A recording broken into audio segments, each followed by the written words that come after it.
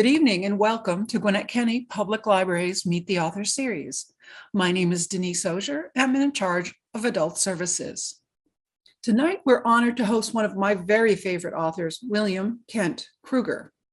He is the award-winning author of the Cork O'Connor Misty series, which features books about a former sheriff who is part Irish and part Ojibwe.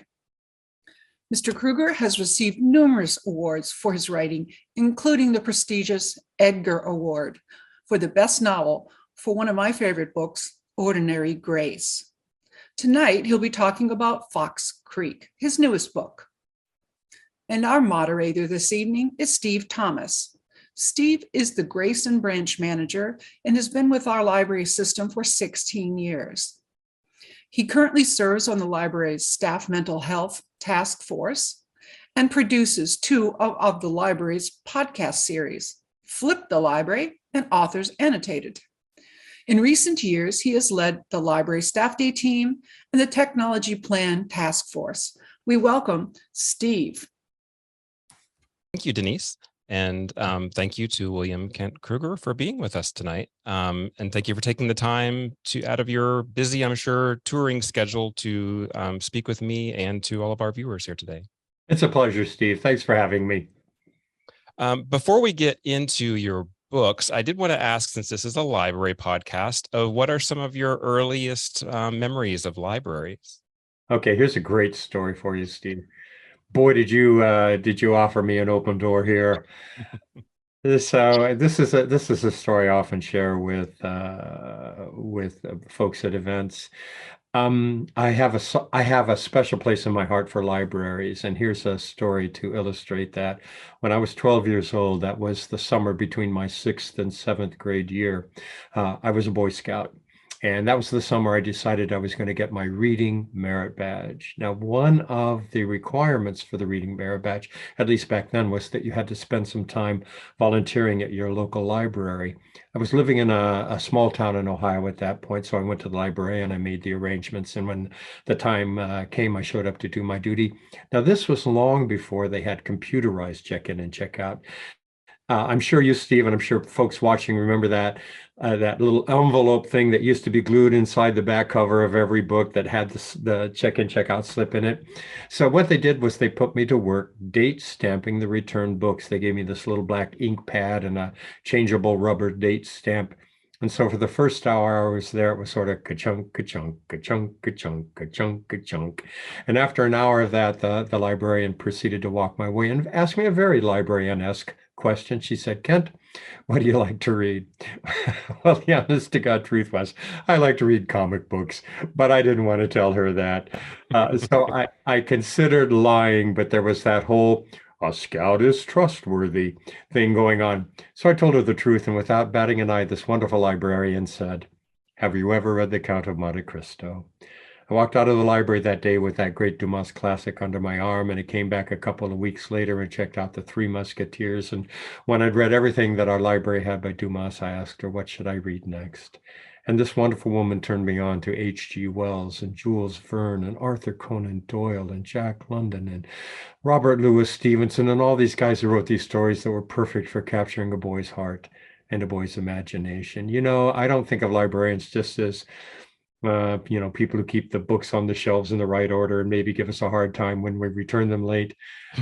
I really do think of librarians in a very real way as important guides in our understanding of the world. And I think that's especially true when we're young, and they guide us toward the books that help us understand ourselves better, our relationships with the world better.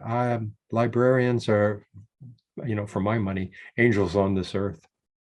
Well, we appreciate that. Thank you so much. And I will say these days, libraries have changed a little bit in that we have comics in the library now. So they could have directed you to those books and to the comics. Yeah, legitimate literature now. Yes. So when did you first start writing yourself? And who were some of those other authors that you liked as a child? And in addition to those ones, once you started finding them for yourself, who did you find that you liked? Well, I've always been a reader. Blame my parents for that one. When I was a kid, and I had parents who I hope, like everybody out there's parents, my parents read to me. As a child, I never went down for a nap. I never went to bed at night without a story being read to me. So I grew up thinking of the world in terms of stories. And for whatever reason, I always wanted to be one of the storytellers. I can't, honestly, Steve, I can't remember a time when I didn't want to be a storyteller, when I thought that's what I was going to be. Not a doctor, not a lawyer, a storyteller. So I've always written. My father was a high school English teacher, and when I was growing up, I didn't read the mysteries that kids typically read when they're growing up, because my father had convinced me that mysteries were the poor stepchildren of literature. So I didn't read Nancy Drew or the Hardy Boys when I was growing up. Before that librarian turned me on to H.G. Wells and all of the others. I really did read mostly comic books, even though my father was a high school English teacher. Although he did have me, I got to say this, he had me reading the Iliad and the Odyssey very early. Wow. So, never cared much for the Iliad, but boy, did I love the Odyssey. But once I really started thinking seriously about being a writer, my father insisted I read Ernest Hemingway when I was 18 years old, and I fell madly in love with Hemingway. And so, in the very early years of my journey as a writer, I tried to write the great American novelist Ernest Hemingway might have. Stupid on so many levels. So Hemingway influenced me early. John Steinbeck, his powerful sense of place, his sense of justice when it comes to those who are, the underserved in our society. Here in Minnesota, I read F. Scott Fitzgerald very early, and absolutely loved, particularly The Great Gatsby, of course. So those are some of the writers who have influenced me over the years. Do you remember what it was about, or still now, I guess, of what it was about Hemingway's writing that appealed to you? Is it just kind of the directness? He's pretty direct. It was the terseness of it, the fact that he wasted not a single word. And, if you were to read, I don't know how long it's been since you read A Farewell to Arms, but if you read the opening, when I taught creative writing, I would read the opening paragraph of A Farewell to Arms to my students to show how choosing exactly the right word in the right place creates a powerful image, creates cadence. So yeah, that's what I loved about him. I have to be honest with you, in my older years now, as I go back and I reread Hemingway, some of his novels don't hold up as well for me as they did when I was younger. They feel a little dated to me. But The Old Man and the Sea, I still think is one of the finest pieces of writing to come out of the American canon. And his short stories. Let's continue to love his short stories. Yep. Yeah. I'm a sucker for a good short stories. Yeah. And one of the things that I learned from Hemingway is it's what you don't say is just as important, and sometimes even more so than what you do say. Yep. Exactly. There you go. Yeah. Sometimes it's the reader can then fill in those gaps. Yeah. Yeah. Well, I want to talk a little bit, of course, about your new book, Fox Creek. And the first thing, though, is I think, scold you a little bit on behalf of fans in that the 2018, at the end of Desolation Mountain, you had a vision, a character had a vision of a beloved character's death. And then you had a standalone book come out, which was good, but it wasn't the conclusion of that story. Mm-hmm. And then, oh, look, it's a new Cork O'Connor book, but it was a prequel, so it didn't continue that story. But now you're here, and that vision of the death was Henry Mello, who was one of the most beloved characters in the series. And of course, no spoilers or anything, but can you give us the basic story of Fox Creek? And after that, did you have any of that in mind when you wrote that last scene of the vision initially? Yeah, when I'm doing a book, I'm on a long tour now for Fox Creek, and when I do events and I speak and read, I will typically begin by reading the final lines from Desolation Mountain, simply to remind readers of the really unfortunate situation that I left Henry Malou in. For those watching who might not know what we're talking about, at the end of Desolation Mountain, both Cork O'Connor's son Stephen, who has visions, and Henry Malou have both had a vision of Henry's death. And that's where I left that particular novel. But I got to tell you honestly, Steve, I didn't know what to do with that situation. I had no idea how I was going to deal with that. And, it's taken me about 4 years, you can see, to figure out how to handle it. So that's really, Fox Creek is really Henry Malou's book. Although his voice is not one of those that tell the story, it's really all about what Henry offers to everyone else in that story. So here's kind of the down and dirty on Fox Creek.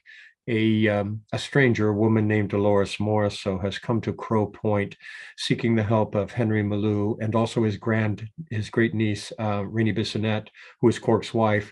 They are both healers. Although she doesn't realize it, she's being followed by a group of ruthless mercenaries who believe she possesses information important to people in powerful places. In order to avoid capture, Henry Malou leads these women deep into the boundary waters, where he has to use all of his wiles to try to evade these ruthless men. No, Cork O'Connor, of course, when he understands the situation, leaps in pursuit, but darkness descends, along with a late winter snowstorm blocking his way. And as Cork enters the longest, darkest night of his soul, his greatest fear is that he will not be able to save the people he loves. But the real question at the heart of Fox Creek is this: will this be Henry Malou's final journey into the beloved wilderness he has called home for more than a century? We are not going to answer that on this call here. You have to That's read the book. So this Tenderland and Lightning Strike were both very good, but you're saying that they were stalling techniques for you to figure out what happens to Henry. Not necessarily stalling techniques. I had been at work already on this Tenderland for quite a while. But Lightning Strike, I have to admit, was maybe a little bit of a stalling technique. Honest to God, I just wasn't sure what I wanted to do with that. But Lightning Strike, what was a neat little kind of different thing to see? I mean, you get to see the Cork as a kid and see his dad as the sheriff and all these different things that you've heard little bits about throughout the series, but bring it together. For those who are watching who don't know what we're talking about, last year's book, Lightning Strike, is a prequel. It takes place in the early 1960s when Cork is an adolescent. And what that allowed me to do is, across the course of the series, I have often made mention of people and incidents in Cork's earlier life that were important in helping shape him into the man who occupies center stage in this series. And my agent for years has been telling me, this is really rich territory, Kent. You need to mine it. And so I decided to mine that territory instead of dealing with Henry Malou. But I was glad I did, Steve. I was glad I did. I enjoyed the opportunity to see Cork, to imagine Cork as a young man, and to explore more deeply the important relationship he had with his father, that his parents had with each other, that he had with his mother, all of that. It was just a terrific experience. And when I finished that, I was ready to move on and figure out what the hell's going on with Henry Malou. Well, I think it fits in with, one of the ongoing things, I think, in your books, in this series in particular, but all your books, is family, is the importance of family, especially to Cork as a character. It's so important to him to protect and have his family be whole. So that getting that piece of with his father, since his father has passed away already when the series starts, that's a really important piece of the puzzle, I think. Yeah, absolutely. And, I'm glad that you point that out. Family is significantly a part of what I write about, not only in the Cork O'Connor series, but in my standalones, Ordinary Grace and This Tender Land, because I'm fascinated by what family is. How do we create family? Is it all about bloodlines, genetics, or there are more dynamic elements involved in creating families? And I like exploring the forces that seek to divide families, as well as the forces that unite them. And I find that an endless source of inspiration in my work. So, if you didn't know what was going to happen with Henry, how did you get started once you decided, okay, this is going to be Henry's story? What was kind of the initial germ of the idea that kind of finally got you going with Fox Creek? Okay, so here's the truth. A mystery is one of the most tightly woven fabrics of storytelling that there is. Everything depends so significantly on everything else. So typically, when I'm going to write a story in the Cork O'Connor series, I try to think that story through as completely as I can before I ever put my fingers to the keyboard. At the end of that thinking process, which can take weeks or sometimes even months, I know how the story begins.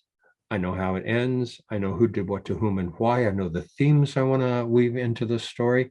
But Fox Creek was a horse of an entirely different color. Honest to God, Steve, I had no idea what I was going to do with this story when I entered it. I wrote the beginning scene in which Cork is flipping burgers at Sam's place, and this guy comes up and tries to hire him to find his wife. And it's a pretty hinky situation, and Cork recognizes that. And I thought, well, this is a great scene. Now what happens? I had no idea. And so I just kind of hope that, if there's this guardian angel that perches on a writer's shoulder and helps move him or her along, that my guardian angel would guide me. But I got to say, that's exactly what happened. I really loved the place that my guardian angel took me for Fox Creek, a story that I had no idea what I was going to do with. In the end, I'm really, really happy with, really pleased with all of the things I was able to weave into this story. That's great. So is that much different than your normal writing process? I mean, do you have that, not a strict outline maybe, but the beginning, middle, and end usually before you even get started generally? At least for the Cork O'Connor stories, because I never want to wake up in the middle of the night going, oh, what's going to happen next? Oh, have I written myself into a corner? Oh, and if I think the story through, that really doesn't happen to me. Happened a few times with Fox Creek. It's really an uncomfortable feeling, let me tell you. But when I'm writing one of my standalones, a mystery is an intellectual construct. You're creating a puzzle. And so your mind is working to make sure all the corners fit exactly. Everything fits neatly into this box that you're creating. My standalones come from a different place. They come from my heart. And so approaching the writing of Ordinary Grace and This Tender Land and the standalone that's coming out next year, a book that will be called The River We Remember, I was seeking a process that the reader could tell from the way I was giving them the story that this is a different kind of story. This is coming from this guy's heart.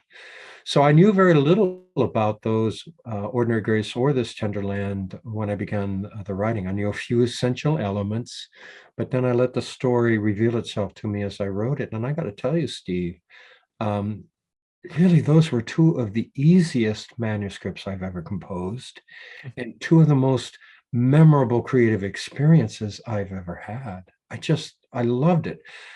But with Fox Creek, when I tried the same process, oh my God, was that uncomfortable. Yeah, I was about to ask if that helped prepare you for Fox Creek, but I guess not, maybe. Not at all. No, except that maybe it convinced me that I could trust my instincts. I've been a storyteller for a very long time, and so maybe trust my instincts, and the story will unfold as it's supposed to from this storyteller's mind of mine. Well, and with the Cork O'Connor series, you've been writing these characters for so long, and you know them really well at this point, and so you can kind of throw a situation at them, and how they're going to react. I would assume a lot of times, or do they surprise you sometimes? Well, the foundation is there. I understand their motivations, what's important to them, the things they're afraid of, the things they hold to, the people they want to protect. All of those are there. But particularly in Fox Creek, when I put the characters in particular situations, I really wasn't sure what the outcome was going to be until after I had written the scene. I learned a lot about Rainey Bissonnette, Cork's wife, and her the depth of her courage. I learned a lot about Cork's fears. The, Cork is Ogijita. For those of you out there who don't know it, it's an Ojibwe word that typically is used to mean warrior. But many of my friends in the Ojibwe community have explained to me that a more apt explanation for the word is one who stands between evil and his people. And Cork is Ogijita. And so it's important for Cork across the series to stand between evil and the people he loves and protects. In this story, his greatest fear was that he wasn't going to be able to do that. And I won't tell you how that plays out, but he's not all that great at it in this particular novel. Well, I mean, this is a little bit of a different one in that it's written in a different tense than most of your books are written. And then also there's the shifting perspectives. Normally, we're mostly following Cork throughout most of the other books, but this one, we're getting different sections. We're getting Cork sections and Rainey sections and Stephen sections and a new character that readers can learn about. Why did you decide to take that approach to this book? When I wrote that initial scene with Cork flipping burgers in Sam's place, his burger joint, it kind of came to me as present tense, and I thought, this is really interesting. I have never written a story in present tense, but I had a sense that I was going to be writing what was more a thriller this time around than a pure mystery, and I knew then the element of suspense was going to be even more important in this kind of story. And if you write a story in past tense, everything is already done. Somebody made it to the other side.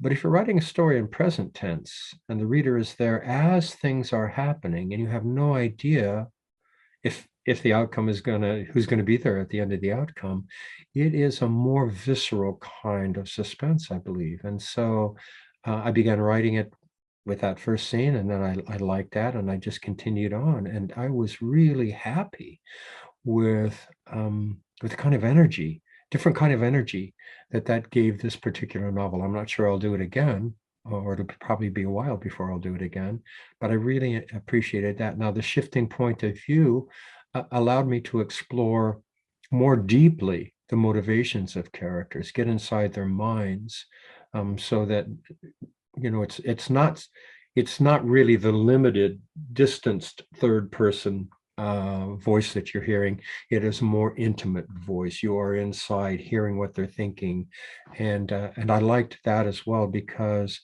what's going on inside each of these characters is just as important as what's happening outside. How what's happening outside is changing them inside. Yeah, I liked the attention that Stephen got in this book, not just because I'm a Stephen too, but he seemed to grow a lot just within this one book. We learned a lot more about him. It was a journey for a number of the characters. Stephen certainly, and I got to tell you, in the earlier books in the series, I had Stephen on a particular path, but when I wrote Stephen's participation in this particular story, I thought, I think Stephen's path is changing. I think going forward, things are going to happen for Stephen that I had never imagined, and probably Stephen had never imagined since I created him. And it's a journey for Cork. It's certainly a journey for Rainey as she discovers things about herself. And that new character who's been introduced into this series, the Wolf. Boy, what a great journey for that guy. Mm-hmm. Yeah, and look forward to hearing more about his story too. So you will. And Stephen's a long way from little Stevie from early on. So for those of you who are watching who are not that familiar with my series, the 19 books in this series span 15 years in the lives of the characters involved. When I began writing this series, I imagined Cork as a man of about 40. Now I'm writing him, he's 55. Little Stevie was 5 years old when I wrote that first book. He's now 21, and And so all of the characters have aged and changed, and their relationships to each other, how they see themselves in the world has all changed. So whenever I'm asked, so what book should I start with? I'm always going, well, start with the first. For all of the reasons I've talked about. It's just a much richer experience if you begin at the beginning and read it through in order. That said, every writer of a long-running series understands that a reader may come to your work in the 12th or the 15th or the 19th book. So you can't rely on a reader's awareness, understanding of the history involved for that story to be satisfying. You have to make that story satisfying within the covers of that particular novel. Yeah. You have to make it approachable, but then also for people who have been in the series the entire time to also kind of move those, I wouldn't say to the point of subplots, but I mean, just that character arc. Yeah, it is a thin line that you walk when you're trying to not overload a reader with backstory, but give enough of a sense that a reader is not lost. It's that's kind of one. And honestly, I depend upon my editor in large measure to help guide me along that.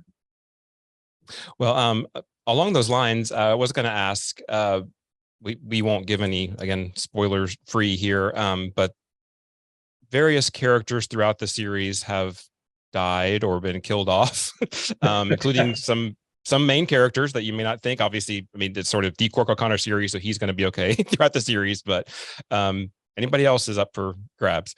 And I just wonder, when I was thinking about that, especially when I was rereading the first book, there's a character in there that I really fell in love with and was like, oh, and you could kind of see it coming right in that chapter where it happens. You can feel it coming. You're like, oh, no.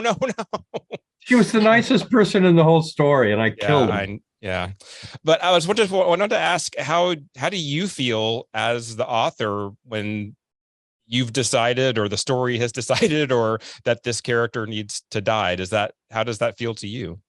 I'm glad you put it that way, that the story has decided that character needs to die. I'm going to tell you two stories in that regard. I'm going to start with the story of Molly dying on the ice in the opening book in the series, Iron Lake. Molly is Cork's love interest in that. Cork and his wife are separated. They're having marital difficulties.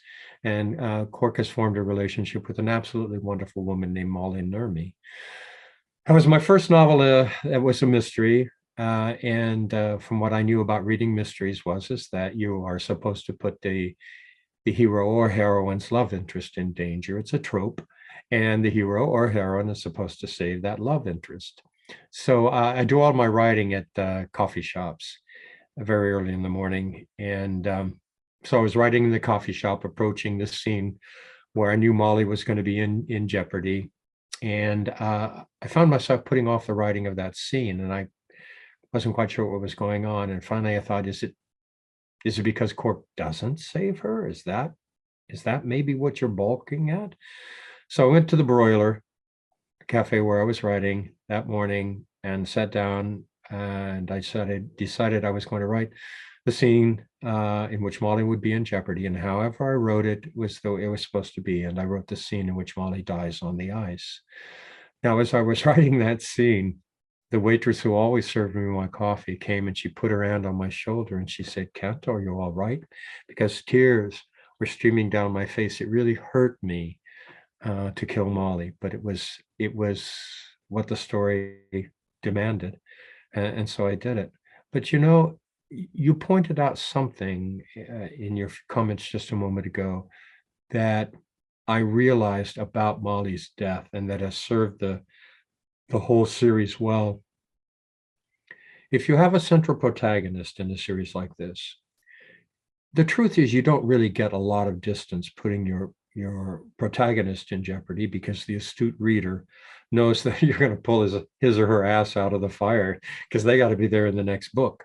But people who have read Iron Lake and know that I killed Molly understand that although Cork is safe, anybody around him, even those he loves deeply, are not. They might not make it to the end of the story. And that's really where the true suspense comes into play. So that was that death. The other death of the really significant character in the series, here's the story behind that one, Steve. When I finished the first draft of that manuscript for that story, that character was still alive. because that's what I wanted. And then I read the first draft as a whole piece for the first time, start to finish, to make sure that all of the elements were in place, that the arc of the energy was good, that the beginning worked and the ending worked. The ending didn't work. It was the ending I wanted, but I could see clearly at that point, it wasn't the ending really the story had been set up for. It wasn't the ending the story wanted. And, every good storyteller understands that at some point, a story does take on an energy of its own. And you have to be willing to step back and let that story go wherever it wants to, despite the consequences. So I wrote the ending with that character dying because it was the right ending for the story. Even knowing that I was going to disappoint a lot of readers. And I got to tell you, I did. I have never been called a bastard so many times in my life. Steve, I can't tell you the number of emails that began something like this. Dear Mr. Krueger, you bastard.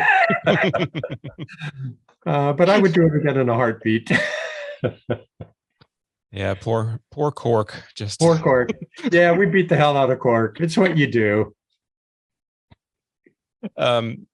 I did want to ask about the so a lot of your books, all of the books, I guess, have some sort of Native representation in them. The large community up there in Minnesota where you are. How do you approach that to ensure that you're being authentic about everything? Yeah, that's a really good question. Every time I sit down to write a novel in the Cork O'Connor series, I have no Native blood in me whatsoever, no Native heritage. But I'm painfully aware that I'm a white guy trespassing on a culture not my own. So I work very hard to get it right. When I made the decision to include the Ojibwe as an element of the Cork O'Connor, of the stories, I didn't know it was going to be the Cork O'Connor series, but of the work that I did in the North Country, I took a really good look at the North Country of Minnesota, and I realized you can't tell a true story set up there without including the Ojibwe, the Anishinaabeg, as an element of the work, because their influence up there is ubiquitous. It's everywhere and it's powerful. So I decided I was going to make the Ojibwe an element of my work. What did I know about them when I made that decision? About what every white person knows about the Native cultures we live shoulder to shoulder with: nothing. But I was a cultural anthropology major in college, and the idea of learning about this culture was exciting to me. And I began in the way all good academics begin. I began by reading. I read everything I could get my hands on. And in the course of my research, I began to meet members of the Ojibwe community and form relationships that have become important friendships to me across all these years. I rely on my Native friends for their perceptions, their guidance, their insights, their encouragement. A number of the stories that I've written in the Cork O'Connor series surround issues that were suggested to me by my friends in the community. Whenever I have a manuscript finished, and if deadlines will allow, I always give it to at least one, but usually two of my Ojibwe friends to read and vet for me. So I haven't said anything that's stupid or even worse, offensive. So I take it very seriously. And I have to tell you honestly that without exception, every Native reader who has contacted me or with whom I've spoken personally have been complimentary in terms of how they feel like I have dealt with their culture. I got an email that went something like this a while back. Dear Mr. Krueger, I am the tribal librarian for the Lance Reservation, which is on the UP of Michigan. Whenever any of our folks come in and they're not quite sure what they want to read, I will often recommend your work because for a white guy, you do a pretty good job. At least I didn't call you a name. Yeah, Other yeah. people were. Do you still feel like the character of Cork, is he still coming to terms with his identity? I know early in the series, especially, he still kind of goes back and forth a little bit with struggling with being Ogigita. Yeah, right. And looking almost entirely white though, but having well, he is not white enough for the whites nor native enough for the native population. And when I have friends who are in fact of mixed heritage, and they feel that way as well. It's a difficult position for them to be in. Many of my friends who are of mixed heritage grew up basically in the white culture and are only now embracing their native heritage, and they're learning their language, and they are trying to understand much better the rich tradition out of which that part of their heritage comes. Well, and we get that with that new character that appears in Fox Creek too, where he's sort of still exploring his identity as well. So. Yeah. I mean, he understands that he is native, but he has no idea what his tribal affiliation is, and so he creates his connections. So before I get to the next question, I do have a few more questions, but feel free to, again, go in the Q&A and ask your questions if you're watching, and we will get to those in a few minutes. But back to my question. We've got a few in the queue there already, but I just wanted to make sure people get that in there. Sure. So the certainly Henry, the character, feels this way, and many other characters feel this way, but the environment, nature, the outdoors, they all feel very alive in your books, almost like that they're their own character. And I would just, the way I was thinking of that to ask you about this is, how does being outdoors make you feel, and how do you infuse that feeling into your books? You know, I defy anyone to spend time, I was going to say in the Boundary Waters Canoe Area wilderness here in Minnesota, but you can spend time anywhere outside your house. You can go to a park. You can take a bike ride along a river. And I defy you to experience that and come back not refreshed, not regenerated. There's something about our connection with the natural world that is so refreshing, so necessary, I think, to our well-being, to our souls. It feeds our souls, Steve. You know this. Everybody really knows this, and yet we don't take the time to make sure that we make those connections. Here in Minnesota, one of the reasons I'm not native to Minnesota, did move here until I was about 30 years old. And I was a gypsy kid before that, lived all over the place. But the minute my wife and I set foot in Minnesota, I knew I'd found home. I love this place and its people. And one of the things I love about it is the natural setting here. You can go up North Minnesota and experience the great North Country, you know, Paul Bunyan territory, tall pines and crystal clear lakes and fast running water.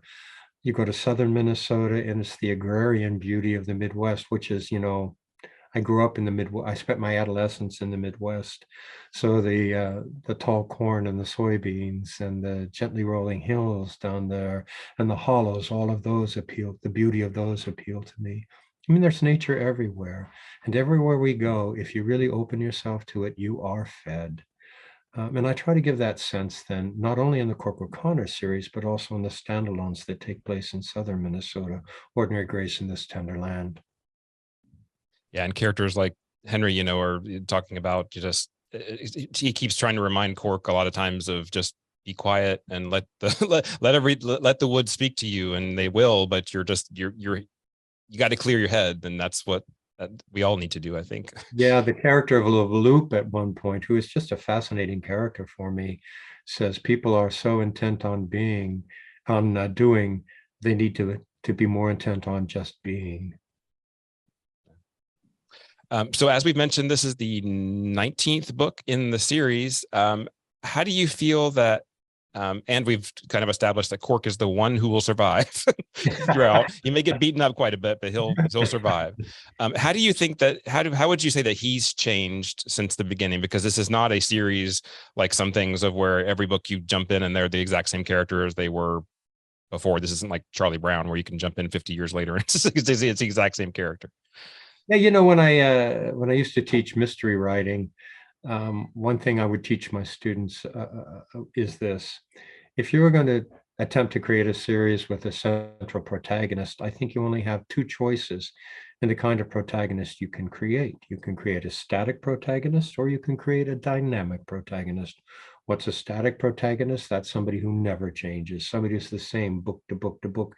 Think Sherlock Holmes here. You've read one Sherlock Holmes story, he's going to be the same guy in every story you read after that. What's a dynamic protagonist? That's somebody who does change, somebody who ages, somebody for whom what happens in one book in the series is reflected in subsequent entries in how that character responds to the world. So as I mentioned earlier, Cork was 40 when the series began. He's 55 now. His children were younger. And as they have grown and as they have experienced life, they've changed. Their perceptions, their understandings of themselves and the world have changed. Cork has so often fought against the fact that he is a man who does violence. And he does violence to protect those he loves. He's Ogijita. But he has fought against being Ogijita so many times. At one point in one of the books in the series, he participates in a really violent episode. And he gives away his fire. He gets rid of his firearms and vows never to carry a gun again. But in a few books later, he's carrying a gun because that's what he has to do. He has to embrace that this is who I am and violence is a part of what I do. So Cork has changed. But, I mean, there is that aspect of him. And yet he's a loving father and a loving grandfather, a loving husband. So there are many. Cork is a really good example of the fact that there are many parts to every human being. We are so complex. So you talked a minute, you said your next book is going to be a standalone. Do you want to talk about that just briefly of what that's going to be and remind us the title again? Sure. It's called The River We Remember. Let me set the stage here. For most of my life, I've been known as the author of the Cork O'Connor series, the New York Times best-selling Cork O'Connor mystery series. But about 13 years ago, a story idea came to me that wasn't a Cork O'Connor story. And when I proposed the project to my publisher, they didn't want it. But it was a story that spoke to me in such a compelling way. I knew I had to write it. And across the course of the next 3 years, without a contract, I composed the manuscript for Ordinary Grace. Now, even though my publisher told me they didn't want it, when I finished the manuscript, I went ahead and sent it to my editor at Simon & Schuster. She fell in love with it. They published it.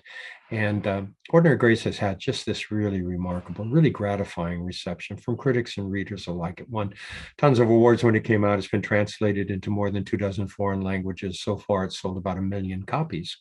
And when my publisher saw how well that book was doing, boy, did they want another book just like it. So I signed a contract for a companion novel. They paid me a boatload of money. And I spent the next 2 years writing what I thought would be the companion novel to Ordinary Grace. That manuscript, Steve, was contractually due to my publisher 7 years ago. 2 months before that contractual deadline, I set up a meeting in Chicago to talk to my agent about revisions to the piece because there were problems with it. I knew it, she knew it. 2 days before we got together, I sent her a note saying, when we meet, I don't want to talk about how we revise this piece. I want to talk about how we keep it from being published. Because it wasn't the story I'd imagined it would be. I had no idea how to make it that story. And frankly, my heart wasn't in it. My publisher turned out to be very understanding. They said, fine, you don't have to give us this manuscript, but you still owe us a companion novel. So here's what was going on. The expectations for that follow-up novel were enormous. And the whole time I was trying to write it, I just felt crushed by the weight of all those expectations. And the truth is, when I was writing the piece, what I was doing was trying to meet everybody else's expectations instead of writing the story that spoke to me from my heart. But as soon as all that weight got lifted off my shoulders and I was free, I saw so clearly the story I should have been writing, the story that did speak to me from my heart. And that story became This Tender Land. So during the pandemic, which was tragic for so many people, created so much chaos, for me, it was one of the most productive periods I've ever had as a writer. And I think that's because I wasn't out there crossing the country doing events. During the pandemic, I wrote the manuscript for Lightning Strike, last year's novel. I wrote the manuscript for Fox Creek, this year's novel. I wrote 4 novellas, and then I ran out of ideas. And so I turned back to some of the projects I'd put on hold in the past, and I picked up that manuscript that was contractually due 7 years ago and began to read it. And as I read it, I realized I know how to tell this story now. so that's what I've been at work on for the last 8 months, revising that manuscript to become the novel, The River We Remember.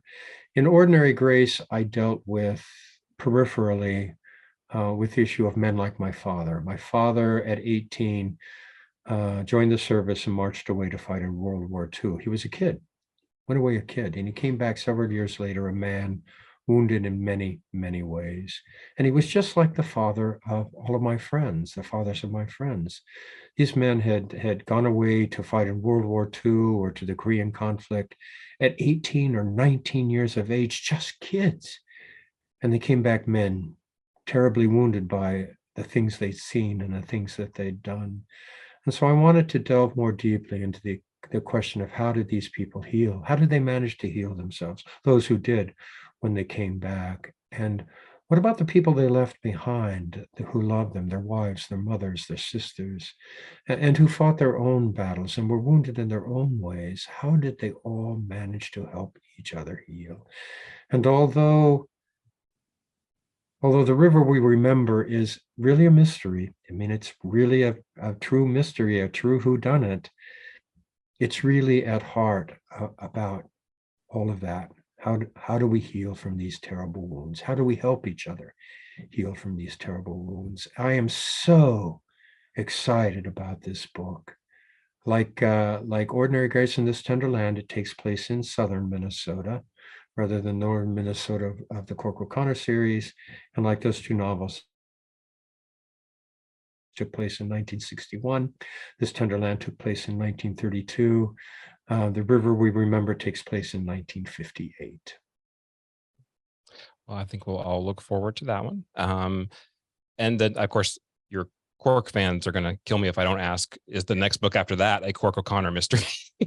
Yeah, I have 2 more books in the Cork O'Connor series under contract.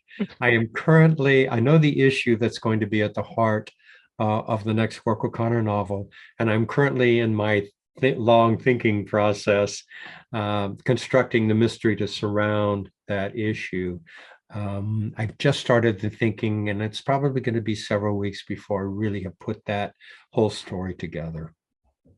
It's And interesting. it should be published in the fall of, I know it sounds like a long time, fall of 2024. So 2023 is The River We Remember. The fall of 2024 is the next Cork O'Connor novel. So you're not going to be one of those authors that comes out with a book like every other week or something? Nor am I ever going to have anybody else write my books for me. At least while I'm alive. Well, for the last question before I get to the questions from the audience, of which there are a few there, just a quick fun one, I think. We mentioned, or we talked a little bit before we started recording, of that your books are part of a little subgenre of mysteries that I like a lot, of Native characters and themes and situations like Tony Hillerman and Margaret Cole and Craig Johnson. And my question, which is just really quick, is do you think Cork and Walt Longmire would get along? You know, I know Craig Johnson very, very well, and I love the Longmire series. And I could definitely see Cork and Walt sitting down and talking over a couple of glasses of beer. Walt would drink Olympia, Cork would drink Line and Kugels, but they would connect with each other, I think. They have a lot of things in common. Yeah. All right. Well, let me get to the questions from the audience here. So, the first one here is from Mary. So I've only read 3 of your books, but hope to read them all before too long. What made you decide to jump back in time to Cork at 12 years old? And do you think you will do more of that timeline jumping? Thank you, Mary. It was an interesting divergence from how I typically approach stories. And again, I don't know if I said this, I did it at the urging of my agent. Did I mention that? For years, she had been encouraging me to, because, you know, I often make mention of the characters and the events that have influenced Cork significantly. And she has been urging me for years to mine that rich territory. And because I didn't really know how to deal with Henry Malou's situation, I decided to go ahead and do that. I don't know that I'm going to do quite that again. I may go back and spend some more time exploring an earlier period in Cork's life, the time that he spent in Chicago when he was a cop there, a beat cop there, where he met his wife Jo, is a time frame I've gone back a couple of times, but I may go back and explore that a little more deeply. So I don't know. Life is long. Who knows? And Mary had another question that you answered a little bit, but you might have something more to say.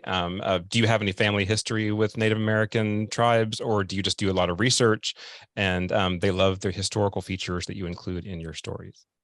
Yeah, I appreciate when I hear from a white reader. Well, actually, I've heard from Native readers as well that I offer them information that they were ignorant of before. When I wrote This Tender Land, which opens in a Native American boarding school, one of those terrible, terrible environments that the Native people had to endure for almost a century, I got so many letters, emails, notes from readers saying I had no idea about the terrible things that we had perpetrated on these Native kids. And that was not a part of my agenda, but I was happy to hear that I had opened a lot of eyes in that respect. It's not uncommon at all for me to get a note from someone saying, I had no idea about any of the culture of Native people. Thank you for opening my eyes. I've had people write to me and say, I had, pretty stereotypic images of natives, and you have helped open my eyes there. I really appreciate hearing that. It's not that I set out to do that, but I do try to give, what I try to point out to people is this, Native communities suffer. Native men sometimes drink too much or involved in substance abuse. Native men sometimes are abusive to their wives and their children. Native men sometimes aren't particularly interested in looking for jobs. But there are white guys who drink too much and are involved in substance abuse. There are white guys who abuse their wives and their children. There are white guys who are not particularly eager to go out and seek employment. And we don't say it's because they're white. And so I just try to point out that, Native people are human beings. They love and they hate and they grieve and they desire and they have aspirations, just like all of us. There are Native doctors and Native lawyers and Native plumbers and Native electricians. I mean, they're just people, and they come out of a particular cultural perspective, and that's it. And we won't talk about it because it's kind of some of the solution to the mystery in Fox Creek, but there is a big issue that has historical roots in Fox Creek as well, of what's going on with the powerful people. But again, we won't say what that is, but that there is some. Yeah, at the heart of it, some history there again. Yeah, at the heart of it is another incident in which Native people got screwed over royally. Amy asks, how do you choose your characters' names? Oh, Amy, that's sort of a hodgepodge. Honestly, the best characters come to you with the names come to you with the character themselves. When the character sort of pops into your imagination, a name comes along with that character. And those are the best names. So Cork O'Connor, for example, okay, here's where Cork came from. Long before I knew I was going to write any kind of a story, I just had in mind a guy that I might want to write about. And in those early days, all I knew about this character was that he was going to be the kind of guy who was so resilient that no matter how far life pushed him down, he would always bob back to the surface, and his name was going to be Cork. Swear to God. I told that to an audience a couple of days ago. Some wise ass in the audience said, "Why didn't you just call him Bob?" So Cork was there from the very beginning. And then when I decided to make Cork of mixed heritage and that his Euro heritage would be Irish, Cork became very naturally Corcoran, Liam O'Connor. Henry Malou, he was always Henry Malou. I can't even tell you why, but Henry Malou came when he stepped out of the blizzard in that first book I wrote, he was Henry Malou. Don't know why. I have taken names from gravestones, honestly. I have taken names from exit signs on the freeway. When I'm going to write a native character, I will often go to some of the online resources, what's happening in Indian country right now on particular reservations. And I will look for names that strike me as really good names to use. So they come from all kinds of places. And then Amber has a couple of questions. The first one is, do you think you might focus on another ongoing character as a potential central character for a future Cork O'Connor novel in the same way that you kind of focused on Henry Malou in Fox Creek? Cork's children are beginning to play more and more important roles in each of the stories. And so I can see a time when one of the children is going to be at the heart of a story, and Cork will play a peripheral role in that. So it might evolve that way.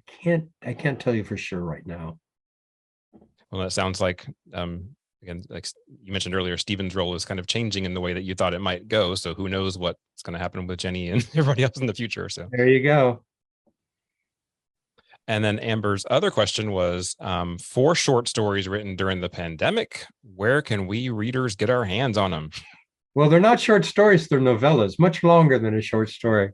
They are each well over 100 pages. The first of those novellas, a novella called The Levee, is actually going to be coming out as an audiobook original from Simon & Schuster this spring. We're just working now on who the reader is going to be. We have I got audition tapes for a number of readers, and my agent and I kind of ranked them. And so we're going to see who the reader will be for this. But I really, really, really love this novella. So you can look for that one this spring as an audiobook original. We haven't yet decided what we're going to do with the other 3 novellas, whether we're going to put them together as a single piece or or maybe we'll string them out again. I really don't know. But they were fun, and they were refreshing, and they filled the gap between, books. And are they all just original stories, or any of them within the Cork universe or anything? Or nope, they're all original. They're all very different. The Levee takes place during the Great Mississippi flooding of 1929, 27, at any rate, way back when the Mississippi River was 80 miles wide at Vicksburg. So it takes place then. One is contemporary, the other is sort of floating in time, and the other one is a very Stephen King-ish sort of a story. Well, that's another one of those that I love his shorter work. Yep, so do I. Glad you said shorter. Yep.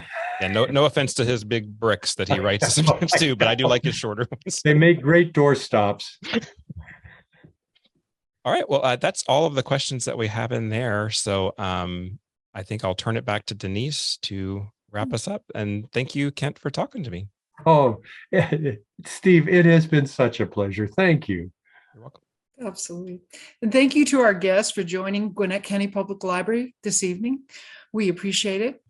Thank you so much, Steve. You are you're wonderful, wonderful moderator. Thank you. And above all, miigwech, Kent Krueger. Well done. Yes, which means thank you in Ojibwe. Yes. Good night, everyone. Miigwech. Thank you.